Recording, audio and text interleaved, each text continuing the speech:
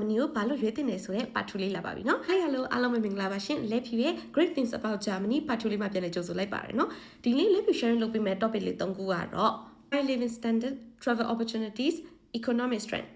စသချင်းလက်ပြပြောချင်တဲ့ဒီ topic လေးကတော့ဒီ high quality of living standard ပေါ့နော်ဆိုတော့ Germany က standard မြင့်တွေပါပါတယ်ဘယ်လောက်ထိမြင့်လဲဆိုရင်တော့8 out of 10လောက်ရှိပါတယ် Germany ကဘာလို့8 out of 10ဖြစ်တာလဲဆိုရင်တော့သူ့ရဲ့ဒီ school system တွေ education system တွေ transportation healthcare system recycling environmental responsibility စသဖြင့်ရှိရပေါ့နော်ဆိုတော့ဒီမှာလက်ပြပြရမယ်ဆို school system ထဲမှာပြောမယ်ဆိုရင်သူကဒီ public university တွေကတခြားနိုင်ငံတွေလိုမဟုတ်ပဲねတသက်နဲ့အကြောင်းတက်ပြီးတော့ပညာရေးကို focus လုပ်နိုင်ပါတယ်သူ့ရဲ့ဒီ ranking တွေ standard တွေကလည်း international မှီပါတယ်နောက်လက်ဖြူတစ်ခုထပ်ပြောချင်တာကျတော့ဒီ healthcare system နဲ့ပတ်သက်ပြီးတော့ပေါ့နော် healthcare system မှာသူ့မှာ public insurance နဲ့ private insurance ရှိရပေါ့နော်ဆိုတော့ဒီ Germany ကကိုဖြစ်ရင်ကိုခံပြီးကိုယ့်ကိုပေးရတာမျိုးမဟုတ်ပဲね insurance system နဲ့တွားပါတယ်သူမှာ private insurance ရှိရ public insurance ရှိရ private insurance ကကြတော့ဒီ salary ရမ်းမြင့်တဲ့လူတွေနောက်ပြီးတော့ဒီ own business ပိုင်တဲ့လူတွေတော်တော်များများ private insurance လုပ်ပါတယ် public insurance ကလက်ဖြူလိုမျိုးဒီ arbeit နေမှာပေါ့နော်ဒီအလုပ်သမားတွေ workers တွေကလုပ်ပါတယ်ဒီမှာလည်းလက်ဖြူကလာစေအများနဲ့တွန်းရပါတယ်လက်ဖြူတယောက်တည်းတွန်းရတာလားဆိုတော့မဟုတ်ပါဘူးလက်ဖြူအလုပ်ရှင်ဒီ arbeit တွေပါ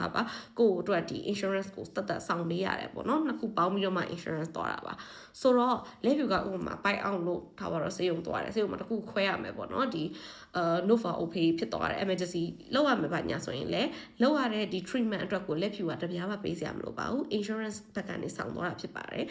တချို့ treatment တွေရှိတယ် insurance ဘက်က cover မဖြစ်တာမျိုးဥပမာအလှပါရေးရမျိုးဒါမှမဟုတ်သွားဘက်ဆိုင်ရာမျက်လုံးဘက်ဆိုင်ရာစသဖြင့်ပေါ့နော်တချို့တွေ cover မဖြစ်တာလေးရှိပါတယ်ဒါကတော့ကိုယ့်ရဲ့ insurance နဲ့ညှိပြီးကြည့်ရမယ်များသောအားဖြင့်ကတော့ကျန်းမာရေးအသက်အရွယ်နည်းနဲ့စိုးရင်ရတယ်ဆိုရင်အားလုံးနှီးပါကိုဒီ insurance ဘက်ကဆောင်နေပေါ့နော်တခါတလေကိုကရာခိုင်နှုန်းလောက်နည်းနည်းတော့ဆောင်ပေးရတာမျိုးရှိပါတယ်နောက်သူရဲ့ဒီ environmental responsibility ပေါ့နော်ဆိုတော့ပြောရရင် Germany ကဒီ green energy ဘက်ကိုအရင်ဦးစားပေးတယ်ပါပါတယ်နောက်သူရဲ့ဒီ recycle system တွေလည်းဒါအမိုက်ပဲပေါ့နော် okay number 2ဆိုတော့ number 2မှာကဒီ travel opportunities ပေါ့နော်အားလုံးလည်းကြားဖို့ကြမှာပါ Europe ရောက်တာနဲ့ခရီးတွေသွားကြတယ်တော်တော်များနိုင်ငံတွေကူးရတယ်ဘာလို့ဆိုဒီ Germany ကဒီ Schengen state ထဲမှာဖြစ်တဲ့အတွက်ဒီ Germany မှာနေထိုင်ခွင့်ရထားတဲ့ဒီ Schengen visa ရထားတယ်ဆိုရင်ပဲဒီ Schengen state ဖြစ်တဲ့28နိုင်ငံလုံးကို visa မပါဘဲနဲ့သွားပြီးတော့လေကွာခွင့်ရှိပါတယ်။အဲဒီမှာလည်းဖြစ်လို့ဥမာထားပါတော့နိုင်ငံတိုင်းကိုခရီးသွားခြင်းလေရင် US မှာရမှာလို့ဆိုရင်မဟုတ်ပါဘူး။တချို့နိုင်ငံလေးဆိုရင်ကားလေးနဲ့မောင်းပြီးတော့သွားလဲလို့ရတာလေးရှိတချို့ဆိုရင်ရထားစီးပြီးသွားတာလေးလည်းရှိတယ်။ဂျားထဲမှာပုံမှန်အားဖြင့်တော့ control လို့ပေါ့အခုရပိုင်းကတော့လည်းဖြစ်လို့ဒီ Germany ဘက်က passport control တာအလုပ်ပါတယ်။ဘာလို့ဆိုဒီတရားမဝင်ရောက်တဲ့လူတွေအများများတယ်အခုကတော့နေရာတော်တော်များများမှာ control လုပ်နေပါတယ်။ဒါပေမဲ့ပုံမှန်အားဖြင့်ကတော့အရင် control မရှိဘူးပေါ့နော် passport ကိုင်ဝိုင်းရပါတယ် visa လျှောက်ဆရာမလိုပါဘူး Germany ရဲ့ဒီ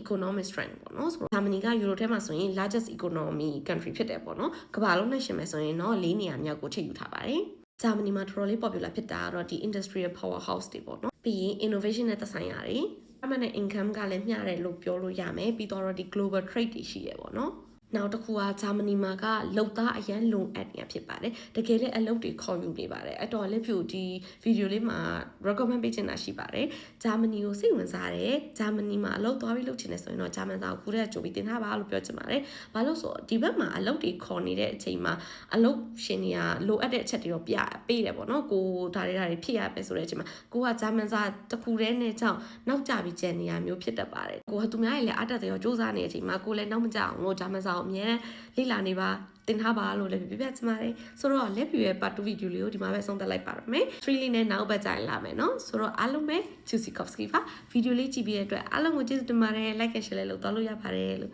bye bye